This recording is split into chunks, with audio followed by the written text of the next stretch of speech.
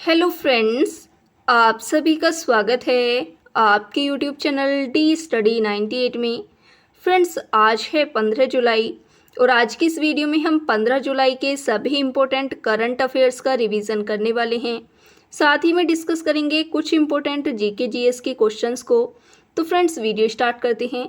आज की ये वीडियो बहुत ज़्यादा इम्पोर्टेंट होने वाली है क्योंकि इसमें हम चंद्रयान 1, 2 और 3 के सभी इम्पोर्टेंट पॉइंट्स को भी डिस्कस करने वाले हैं।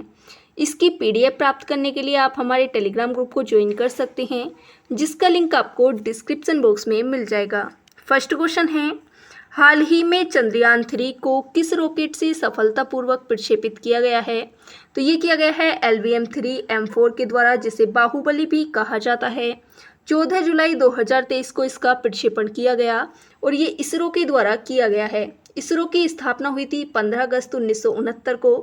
बंगलुरु में इसका हेडक्वार्टर है। अध्यक्ष की बात करें तो वो हैं एस सोमनाथ। सतीश धवन अंतरिक्ष केंद्र श्री हरिकोटा आंध्र प्रदेश में स्थित है। बात कर लेते हैं चंद्रयान फर्स्ट की, तो इसको लॉन्च किया गया था 22 अक्टूबर 2008 को सतीश धवन केंद्र श्री हरिकोटा से। ऑर्बिटर मिशन था ये और इससे संपर्क टूट गया था। PSLV-C11 रॉकेट से इसको लॉन्च किया गया और इसके द्वारा जल की उपलब्धता का पता लगाया गया। 15 अगस्त 2003 को चंद्रयान की औपचारिक शुरुआत हुई थी। प्रधानमंत्री थे अटल बिहारी वाजपेयी। बात कर लेते हैं चंद्रयान 2 की, तो ये प्रक्षेपित किया गया था 22 जुलाई 2019 को GSLV-M के थर्ड M1 के द्वारा। 3850 किलो इसका वजन था। इसमें ऑर्बिटर, लैंडर और रोवर थे। लैंडर था विक्रम और रोवर था प्रज्ञान। दक्षिण ध्रुव पर सॉफ्ट लैंडिंग करने से 2 किलोमीटर पहले ही इसकी स्पीड बढ़ गई थी, जिसके कारण ये क्रैश हो गया था। बात कर लेते हैं अब चंद्रयान 3 की, तो ये प्रक्षेपित किया गया है 14 जुलाई 2023 को 2:35 पर LVM-3M4 द्वारा लॉन्च किया गया है, जिसका वजन है 642 टन। इसे बाहुबली भी कहा जाता है। ये अब तक 7 लॉन्चिंग कर चुका है 100% सफलता के साथ में। सतीश धवन अंतरिक्ष केंद्र श्री हरिकोटा से इसका प्रक्षेपण किया गया है। 23 से 24 अगस्त तक ये चंद्रमा पर लैंडिंग करेगा और इसका वजन है 3900 किलोग्राम। इसके 3 मॉड्यूल हैं, प्रणोदक, लैंडर और रोवर। बात कर लेते हैं कुछ इम्पोर्टेंट पॉइंट्स की, तो चंद्रमा के दक्षिण ध्रुव पर सॉफ्ट लैंडिंग कराने वाला फर्स्ट देश भारत बनेगा। चंद्रमा पर अब तक लैंडिंग USA, रूस और चाइना करा चुके हैं। दक्षिण ध्रुव के पास लगभग 70 डिग्री पर स्थित स्थान पर ये लैंडिंग करने वाला है। चैलेंजेस की बात करें तो चैलेंज है इसके लिए कि यहाँ पर सूर्य किरण नहीं है, गड्ढे बहुत ज़्यादा हैं और टेम्परेचर है -230 डिग्री सेंटीग्रेड।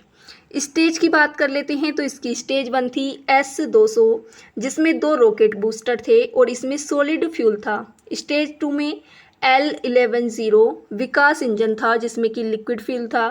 थर्ड स्टेज में C-25 क्रायोजेनिक इंजन था और इसमें लिक्विड H2 और लिक्विड O2 थे। स्टेज 4 की बात करें तो ये था चंद्रयान 3, जिसमें लैंडर और रोवर थे। रोवर प्रज्ञान में 6 पहिए हैं। ये क्या क्या पेलोड्स ले जाने वाला है, तो रामभा LP जो कि डेंसिटी का पता लगाएगा, चेस TE जो कि टेम्परेचर के लिए, और ILSA जो भूकंप के लिए। चंद्र सतह पर खनिज तत्वों की खोज करने वाला है। चंद्रयान 3 में कौन कौन से परिवर्तन किए हैं, तो इसमें ऑर्बिटर नहीं है, सोलर पैनल ज़्यादा है और फ्यूल अधिक है। प्रणोदक मॉड्यूल जो कि नेविगेशन में मदद करने वाला है। अपडेट सॉफ्टवेयर है जिससे स्पीड कंट्रोल होगी। लैंडर के मजबूत कदम हैं और लैंडिंग एरिया का विस्तार किया गया है। बात करें अगर हम मंगलयान की, तो इसे PSLV-C25 के द्वारा लॉन्च किया गया था और पहली बार में सफल उड़ान वाला फर्स्ट देश भारत बना। नेक्स्ट क्वेश्चन है, हाल ही में प्रधानमंत्री नरेंद्र मोदी को किस देश के सर्वोच्च नागरिक और सैनिक सम्मान the grand cross of the legion of honour से सम्मानित किया गया? तो ये किया गया है फ्रांस के सम्मान से। भारत के फर्स्ट प्रधानमंत्री बने हैं जिन्हें ये सम्मान दिया गया। वास्तिल परेड का आयोजन हुआ फ्रांस में 14 जुलाई को। फ्रांस के राष्ट्रपति हैं इमैनुएल मैक्रोन। बात करें PM मोदी को कौन कौन से सर्वोच्च सम्मान प्राप्त हुए हैं हाल ही में, तो ये हुए हैं मिस्र, पापुआ न्यू गिनी, फिजी और पलाऊ के। सूरीनाम का सर्वोच्च सम्मान प्राप्त हुआ है राष्ट्रपति द्रौपदी मुर्मू को। नेक्स्ट क्वेश्चन है, हाल ही में संयुक्त समुद्री बल अभ्यास ऑपरेशन साउदर्न रेडीनेस 2023 में किस भारतीय जहाज ने भागीदारी की है? तो इसमें भाग लिया गया है INS सुनयना के द्वारा। समुद्री सुरक्षा बढ़ाना इसका उद्देश्य है और ये एक बहुराष्ट्रीय अभ्यास है। ऑपरेशन कावेरी की बात करें तो ये सूडान में चलाया गया था और इसमें भारत की तरफ से INS सुमेधा ने भाग लिया। साइक्लोन फर्स्ट का आयोजन हुआ है राजस्थान में और ये पहली बार हुआ है भारत और मिस्र के बीच में। ऑपरेशन करुणा चलाया गया म्यांमार में। ऑपरेशन दोस्त तुर्की और सीरिया में। एकता अभ्यास और एक्वेरियन की बात करें तो ये भारत और मालदीव के बीच में होता है। एयर डिफेंडर अभ्यास इसका आयोजन हुआ है जर्मनी में, जो कि नाटो का सबसे बड़ा वायुसेना अभ्यास है। नेक्स्ट क्वेश्चन है, हाल ही में एशियाई प्रशांत मनी लॉन्ड्रिंग ग्रुप का पर्यवेक्षक बनने वाला पहला अरब देश कौन सा है? तो ये बना है संयुक्त अरब अमीरात। इसका उद्देश्य है मनी लॉन्ड्रिंग को रोकना। FATF की बात करें तो इसकी फुल फॉर्म होती है फाइनेंशियल एक्शन टास्क फोर्स। स्थापना हुई थी 1989 में और हेडक्वार्टर है पेरिस, फ्रांस में। आतंकवाद की फंडिंग को रोकना इसका उद्देश्य है। FATF के द्वारा एशियाई स्तर पर इकाई स्थापित की गई है प्रशांत मनी लॉन्ड्रिंग ग्रुप। वर्तमान में अध्यक्ष हैं इसके T राजा कुमार।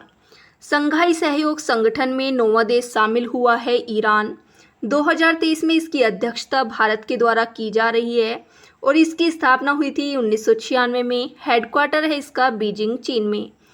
यूनेस्को का मुख्यालय है पेरिस, फ्रांस में। इंटरपोल का मुख्यालय पेरिस, फ्रांस में। आसियान का नवीनतम सदस्य देश बना है तिमोर लेस्ते, जो कि 11वां देश बना है।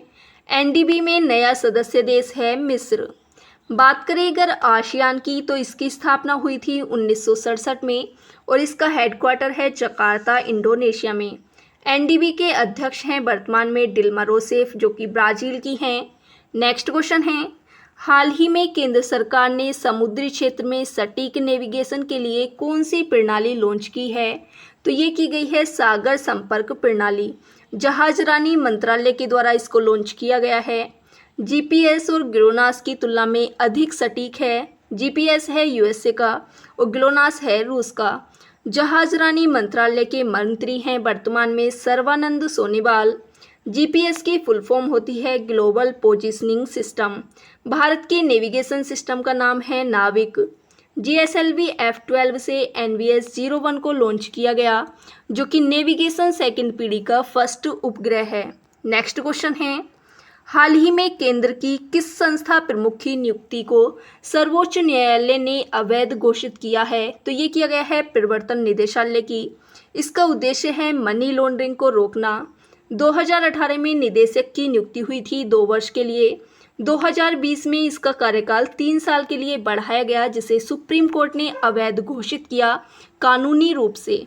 बात करें अगर हम ED के निदेशक नियुक्ति की तो ये समिति के द्वारा की जाती है और समिति में शामिल होते हैं CVC, गृह मंत्रालय, कार्मिक मंत्रालय और वित्त मंत्रालय। मुख्य चुनाव आयुक्त की बात करें वर्तमान में तो ये हैं राजीव कुमार। नेक्स्ट क्वेश्चन है, CBI अध्यक्ष, तो वर्तमान में CBI अध्यक्ष हैं प्रवीण सूद। CVC के अध्यक्ष हैं प्रवीण कुमार श्रीवास्तव। स्थापना हुई थी संथानम समिति की सिफारिश पर। परमाणु ऊर्जा आयोग के अध्यक्ष हैं AK मोहंती। अन्य चुनाव आयुक्त नियुक्ति समिति बनाई गई है सुप्रीम कोर्ट के द्वारा, जिसमें प्रधानमंत्री, लोकसभा विपक्ष का नेता और CJI शामिल हैं। नेक्स्ट क्वेश्चन है, किस राज्य में देश की फर्स्ट E-स्पोर्ट्स और ब्रेक डांस अकादमी स्थापित की जाएगी? तो ये की जाएगी मध्य प्रदेश में। खेल मंत्री हैं यहाँ के यशोधर सिंधिया। E-स्पोर्ट्स और ब्रेक डांस को ओलंपिक और एशियन गेम्स में शामिल किया गया है। 5वें खेलो इंडिया यूथ गेम्स का आयोजन हुआ है मध्य प्रदेश में। शुभंकर था आशा। फर्स्ट स्थान पर रहा महाराष्ट्र, सेकंड पर हरियाणा और थर्ड पर रहा मध्य प्रदेश। 17वें प्रवासी भारतीय सम्मेलन का आयोजन हुआ है इंदौर, मध्य प्रदेश में। कूनो राष्ट्रीय उद्यान स्थित है मध्य प्रदेश में, जहां पर 8 चीते लाए गए थे नामीबिया से। सोन और नर्मदा नदी का उद्गम होता है अमरकंटक की पहाड़ी से। नेक्स्ट क्वेश्चन है, हाल ही में पंजाब कृषि विश्वविद्यालय ने मोटापे और मधुमेह को नियंत्रण में रखने के लिए विकसित की गई PBWRS1 किस्म का संबंध किस फसल से है? तो ये गेहूं से संबंधित है। मोटे अनाज का एक्सीलेंस सेंटर बनाया गया है हैदराबाद में। HD 3385 किस्म ये भी गेहूं की किस्म है। इंसुलिन की बात करें तो इसका स्रावण होता है अग्नाशय की बीटा सेल से और ये मधुमेह को नियंत्रित करती है। ग्लूकोज में कार्बन, हाइड्रोजन और ऑक्सीजन के रेशियो की बात करें तो ये होता है 1:1। ग्लूकोज का फॉर्मूला होता है C6H12O6 और इसे ब्लड शुगर भी कहा जाता है। टेबल शुगर कहा जाता है सुक्रोज को। नेक्स्ट क्वेश्चन है, हाल ही में विश्वकर्मा श्रमिक कल्याण योजना कहाँ प्रारंभ की गई है?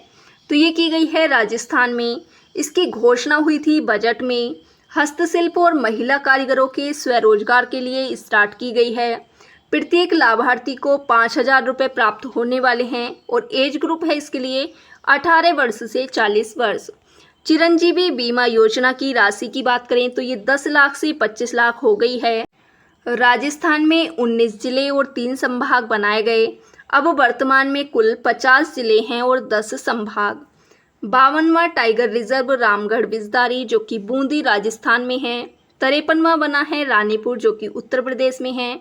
ऊन उत्पादन में पहले स्थान पर है राजस्थान। नेक्स्ट क्वेश्चन है, हाल ही में केरल के राज्यपाल ने किस लेखक की पुस्तक कृष्णा द सेवेंथ सेंस का विमोचन किया है? तो ये पुस्तक है देवाशीष चटर्जी की जो कि मैनेजमेंट से संबंधित है और यहाँ के राज्यपाल हैं वर्तमान में मोहम्मद आरिफ। बात करें prism the ancestral abode of rainbow तो ये बुक है विनोद मंकारा की जिसे 14 जुलाई को लॉन्च किया गया। वेल्थ ऑफ नेशंस बुक है ये एडम स्मिथ की। अष्टाध्यायी बुक है पाणिनि की जो कि संस्कृत व्याकरण का फर्स्ट ग्रंथ है। राजतरंगिणी बुक है कल्हड़ की जिसमें जम्मू कश्मीर के इतिहास के बारे में बताया गया है। नोट पॉइंट में बात करें तो केंद्र सरकार ने एग्री इंफ्रा फंड के लिए नया अभियान भारत शुरू किया है। तो फ्रेंड्स ये थी पूरी वीडियो। आई होप फ्रेंड्स आपको ये वीडियो पसंद आई होगी। अगर वीडियो पसंद आई हो तो ज़्यादा से ज़्यादा लाइक करें, शेयर करें, कमेंट करें और चैनल को सब्सक्राइब करना ना भूलें।